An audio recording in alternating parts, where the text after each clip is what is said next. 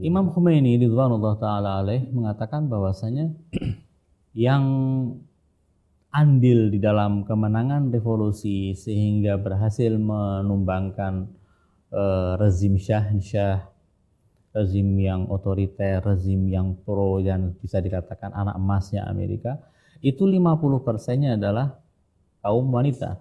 Jika tidak ada kaum wanita maka tidak mungkin akan terjadi kemenangan revolusi. Karena apa? Imam ini menjelaskan salah satunya adalah karena ketika dalam perjuangan untuk kemenangan revolusi, seorang suami tidak direlakan oleh istrinya tidak dengan mudah melepaskan suaminya, maka dia akan kalau orang Jawa mengatakan digendolin, dipegangin, nggak boleh keluar.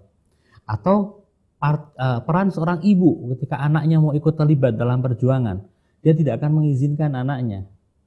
Ketika ada seorang anak muda, dengan mudah dia keluar ikut berjuang karena izin dari ibunya, ini berarti peran ibu sangat besar. Dalam memberikan izin, baru masalah memberikan izin. Melepaskan anaknya atau melepaskan suaminya. Bagaimana dengan peran seorang ibu yang membesarkan anak-anaknya yang kemudian ke depannya menjadi pejuang? Itu juga peran yang sangat dahsyat.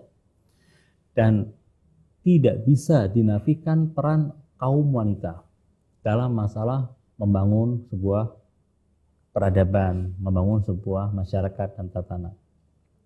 Karena itulah kita lihat bahwasanya kalau kita melihat wanita sebagai manusia, maka kita akan melihat harkat kedudukan seorang wanita yang tinggi. Nah, setara dengan orang laki-laki, kita coba lihat dalam Al-Quran. Ketika Allah mengatakan, Man amila salihan min dzakarin aw unsa wa huwa mu'minun falanuhyiyannahu hayatan thayyibah. Orang-orang yang beramal, baik orang laki-laki ataupun perempuan, artinya dalam masalah amal soleh, dalam masalah keimanan, dalam masalah meraih ke surga, sebagai manusia laki-laki dan perempuan tidak ada bedanya.